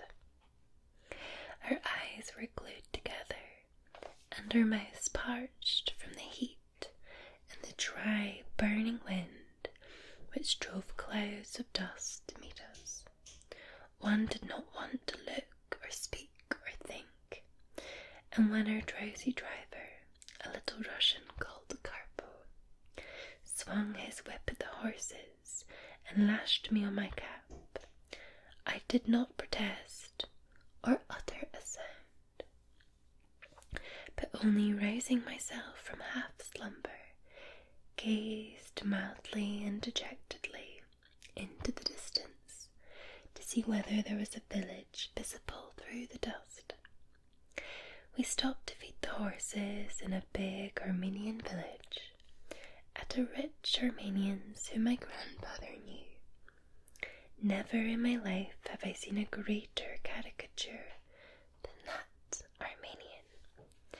Imagine a little shaven head with thick overhanging eyebrows, a beak of a nose, long grey moustaches, and a wide mouth with a long cherry wood chibuk sticking out of it. This little head was clumsily attached to a lean hunchback carcass, attired in a fantastic garb, a short red jacket, and full bright blue trousers. This figure walked straddling its legs and shuffling with its slippers, spoke without taking the chibuk out of its mouth, and behaved with truly Armenian dignity, not smiling, but standing with wide open eyes and trying to take as little notice as possible of its guests. There was neither wind nor dust in the Armenians' rooms, but it was just as unpleasant, stifling, and dreary as in the steppe and on the road. I remember dusty and exhausted by the heat, I sat in the corner on a green box, the unpainted wooden walls, the furniture and the floors coloured with a yellow ochre smell of dry wood baked in the sun. Wherever I looked there were flies and flies and flies. Grandfather and the Armenian were talking about grazing, about manure and about oats. I knew that they would be a good hour getting the samovar, that grandfather would be not less than an hour drinking his tea, and then would lie down to sleep for 2 or 3 hours, that I should waste a quarter of the day waiting, after which there would be again the heat, the dust, and the jolting cart. I heard the muttering of the 2 voices, and it began to seem to me that I had been seeing the Armenian, the cupboard with the crockery, the flies, the windows with the burning sun beating on them, for ages and ages, and should only cease to see them in the far-off future. And I was seized with hatred for the steppe, the sun, the flies. A little Russian peasant woman in a kerchief brought in a tray of tea things, then the samovar. The Armenian went slowly out into the passage and shouted, "Misha, come and pour our tea. Where are you, Misha?" Hurried footsteps were heard, and there came into the room a girl of 16, in a simple cotton dress and a white kerchief. As she washed the crockery and poured out the tea, she was standing with her back to me. All I could see was that she was of a slender figure, barefooted, and that her little bare heels were covered by long trousers. The Armenian invited me to have tea. Sitting down to the table, I glanced at the girl, who was handing me a glass of tea, and felt all at once as though a wind were blowing over my soul, and blowing away all the impressions of the day with their dust and dreariness. I saw the bewitching features of the most beautiful face I have ever met in real life or in my dreams. Before me stood a beauty, and I recognized it at the first glance, as I should have recognized lightning. I am ready to swear that Masha, or as her father called her, Masha, was a real beauty, but I don't know how to prove it. It sometimes happens that clouds are huddled together in disorder on the horizon, and the sun hiding behind them colours them, and the sky with tints of every possible shade. Crimson, orange, gold, lilac, muddy pink. One cloud is like a monk, another like a fish, a third like a Turk in a turban.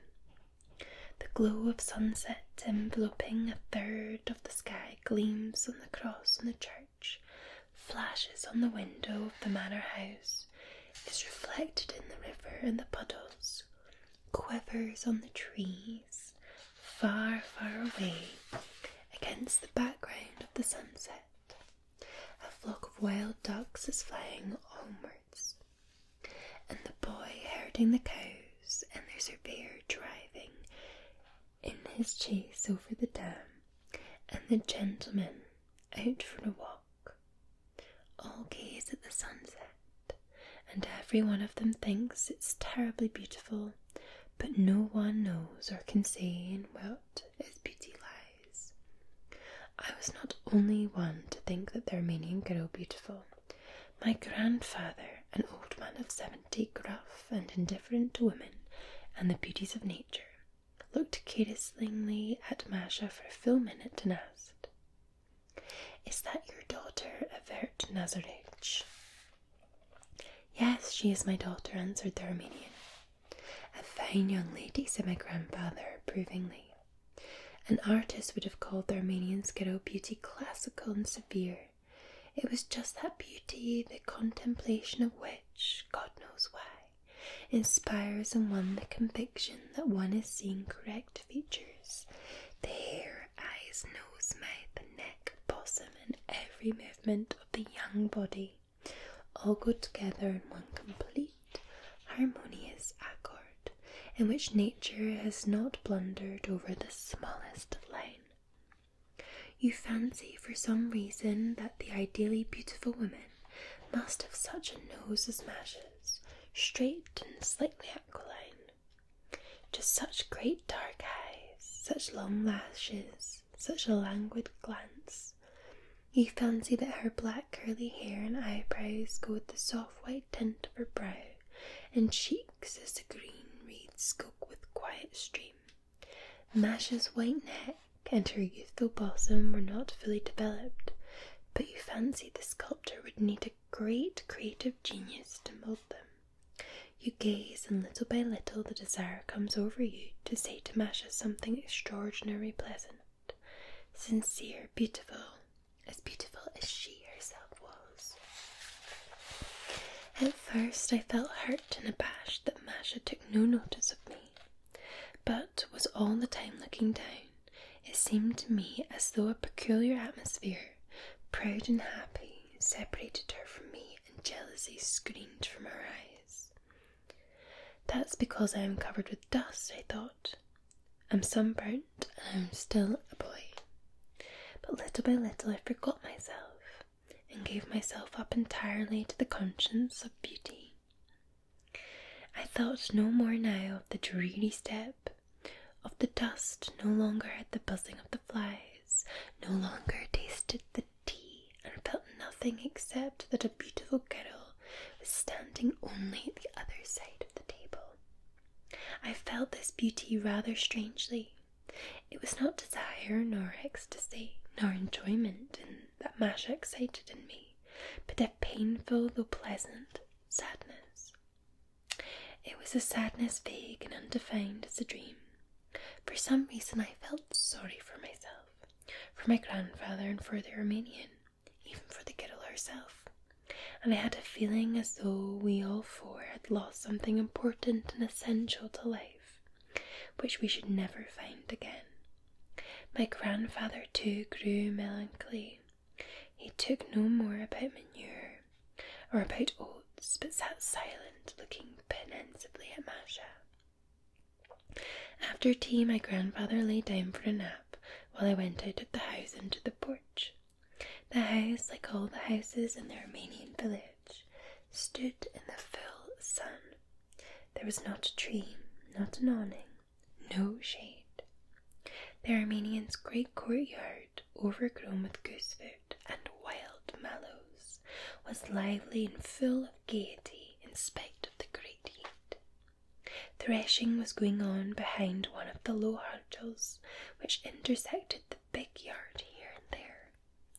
Round a post stuck into the middle of the threshing floor ran a dozen horses harnessed side by side so that they formed one long radius. A little Russian in a long waistcoat and full trousers was walking beside them, cracking a whip and shouting in a tone that sounded as though he were cheating to the horses and showing off his power over them.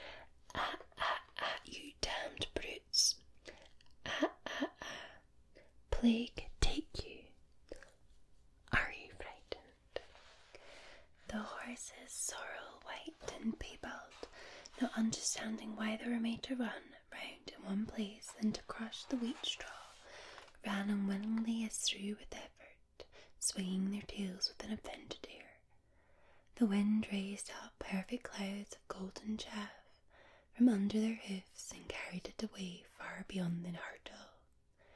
Near the tall, fresh stacks, peasant women were swarming with rakes and carts were moving, and beyond the stacks in another yard, another dozen similar horses were running around a post, and a similar little Russian was cracking his whip and jeering at the horses.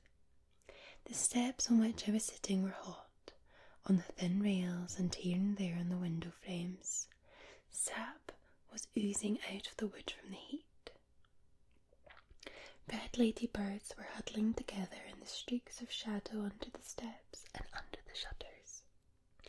The sun was baking me on my head, on my chest, and on my back, but I did not notice it, and was conscious only of the thud of bare feet on the uneven floor in the passage and in the rooms behind me.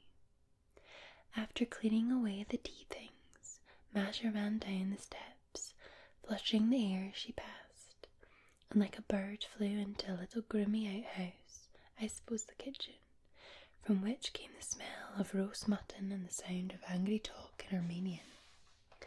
She vanished into the dark doorway, and in her place there appeared on the threshold an old, bent, red-faced Armenian woman wearing green trousers. The old woman was angry and scolding someone. Soon afterwards, Masha appeared in the doorway, flushed with the heat of the kitchen, and carrying a big black loaf on her shoulder. Swaying gracefully under the weight of the bread, she ran across the yard to the threshing floor, darted over the hurdle, and wrapped in a cloud of golden chaff, vanished behind the carts. The little Russian who was driving the horses lowered his whip, sank into silence, and gazed for a minute in the direction of the carts. Then, when the Armenian girl darted again by the horses and leapt over the hurdle, he followed her with his eyes and shouted to the horses in a tone as though he was greatly disappointed. "Plague take you, unclean devils!" And all the while I was unceasingly hearing her bare feet and seeing how she walked across the yard with a grave, preoccupied face. She ran now down the steps, swishing the air round me, now into the kitchen, now to the threshing floor, now through the gate, and I could hardly turn my head quickly enough to watch her. And the oftener she fluttered by me with her beauty, the more acute became my sadness. I felt sorry both for her and for myself, and for the little Russian, who mournfully watched her every time she ran through the cloud of chaff to the carts. Whether it was envy of her beauty, or that I was regretting that the girl was not mine, and never would be, or that I was a stranger to her, or whether I vaguely felt that her rare beauty was accidental, unnecessary, and like everything on earth, of short duration, or whether perhaps my sadness was that peculiar feeling which is excited in man by the contemplation of real beauty, God only knows. The 3 hours of waiting passed unnoticed.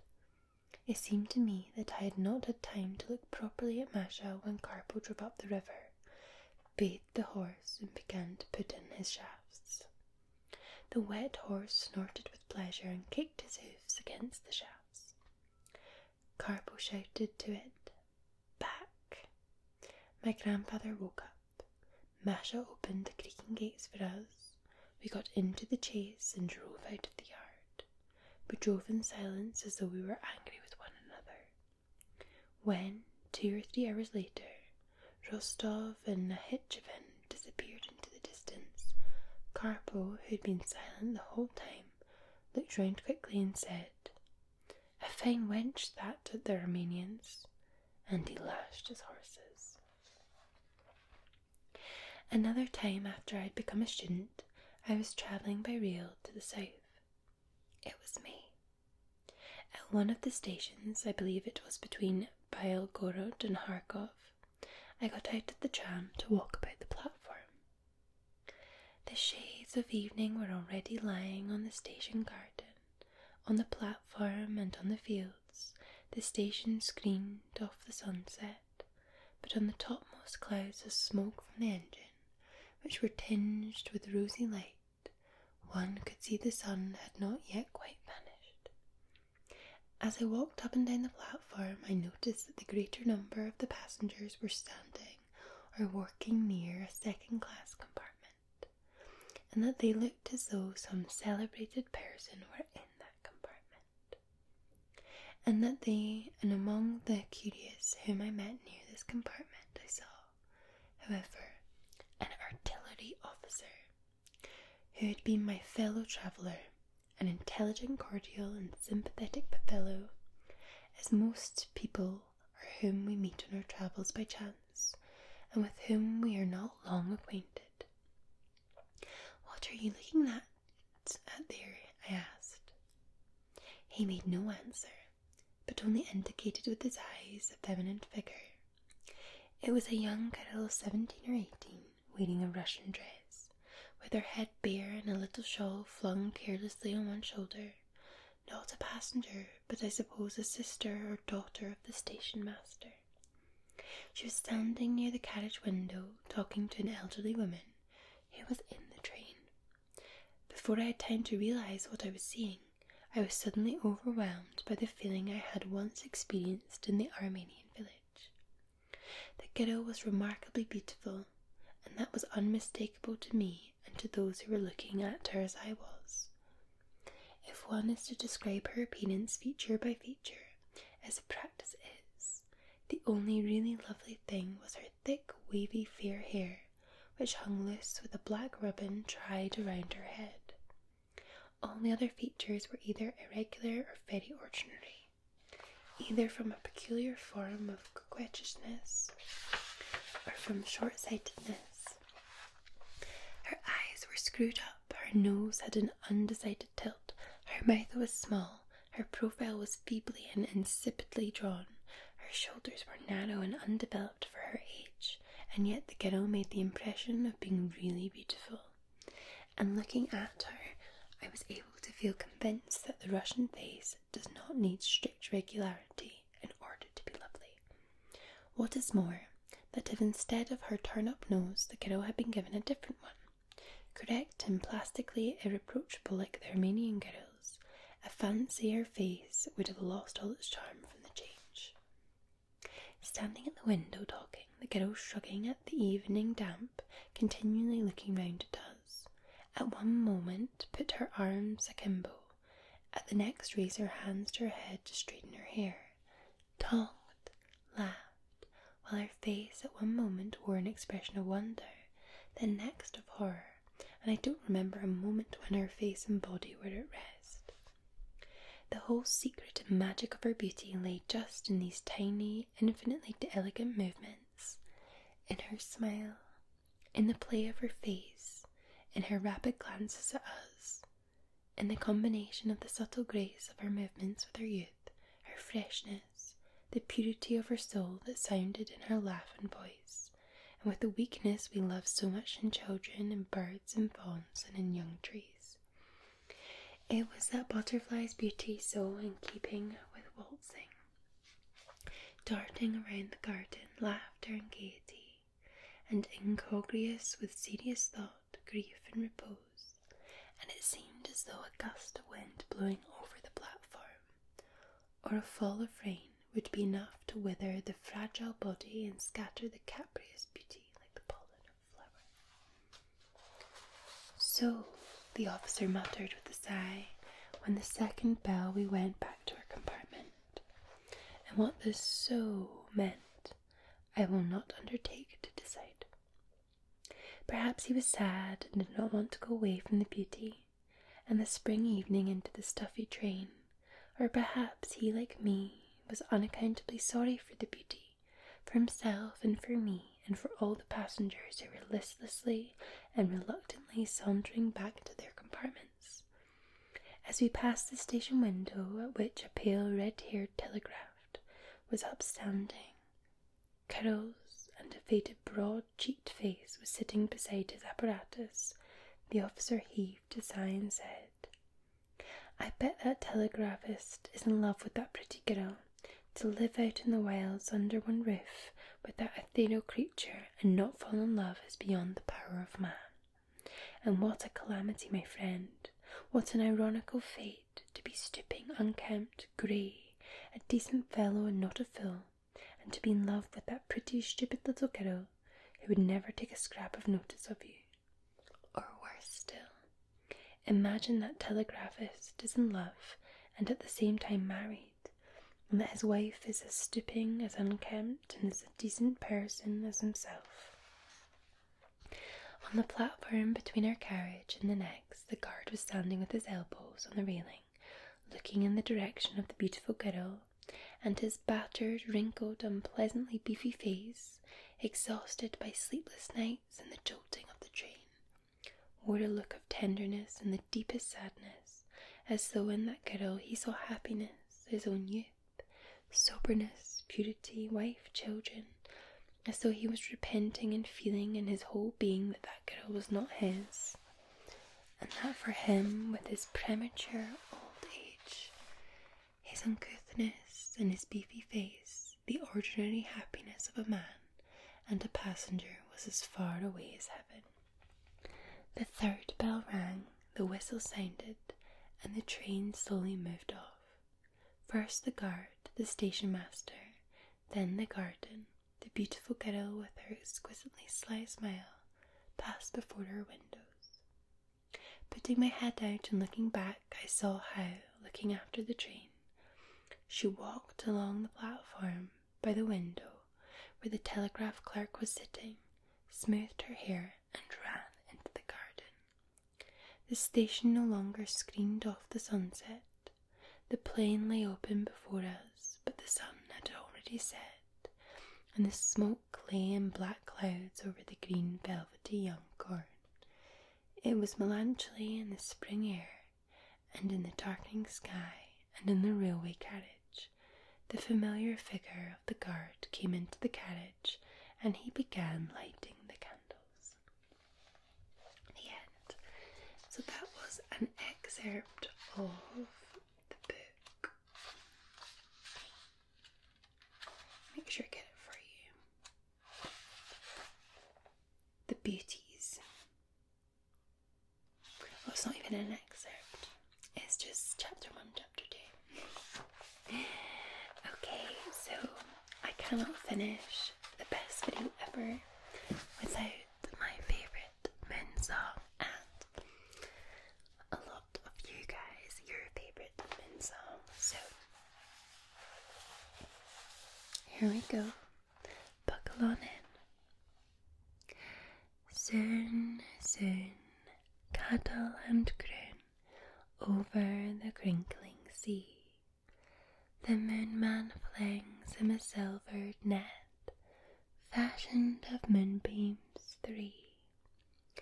And some folks say, when the net lies long, and the midnight hour is ripe, the moon man fishes for some old song that fell from a sailor's pipe. And some folks say that he fishes the bars down where the dead ships lie, looking for lost little baby stars that slid from the slippery sky. And the waves roll out, and the waves roll in, and the nodding night wind blows. But why the moon man fishes the sea, only the moon man knows. Soon, soon, net of the moon rides on the wrinkling sea, bright as the fret and shining wet, fashioned of moonbeams 3. And some folks say, when the great net gleams in the waves at a dusky blue, the moon man fishes for 2 little dreams he lost when the world was new. And some folks say, in the late night hours, while the long thin shadows slide, the moon man fishes for cold sea flowers under the tumbling tide.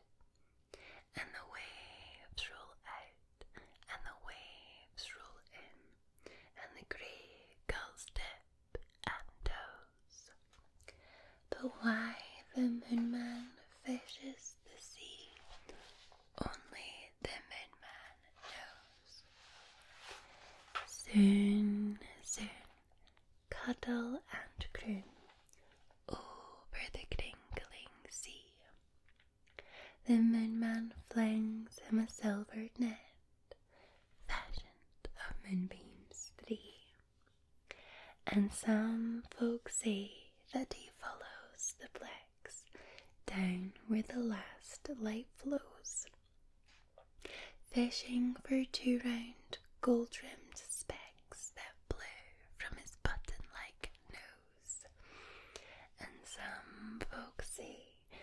the salt sea foams and the silver net lines snare. The moonman fishes for carven combs that float from the mermaid's hair. And the waves roll out and the waves roll in, and the nodding night wind blows. But why the moonman fishes the sea, only the moonman knows.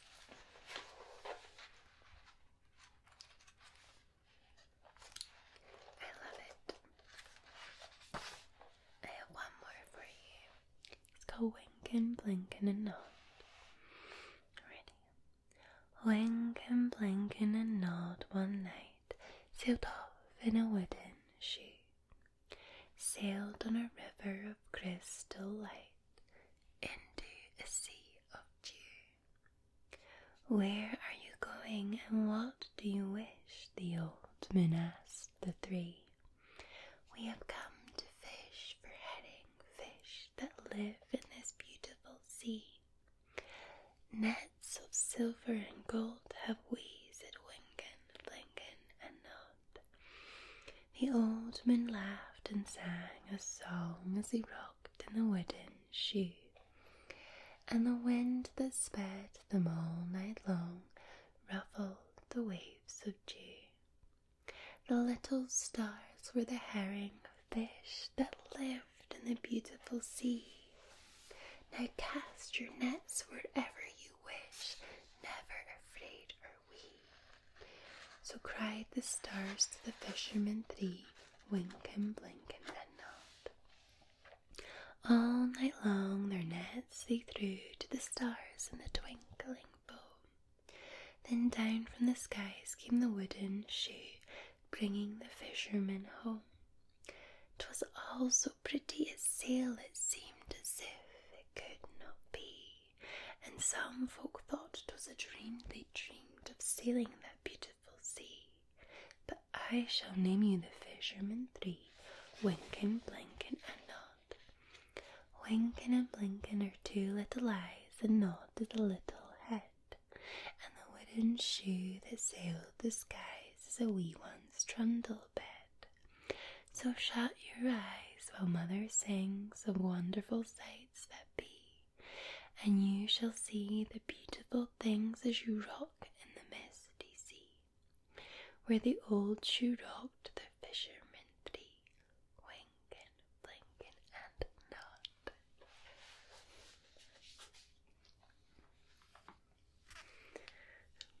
I love little songs like that to help you sleep. They're all warm and homely. Well, I hope you've enjoyed this 3-hour ASMR with my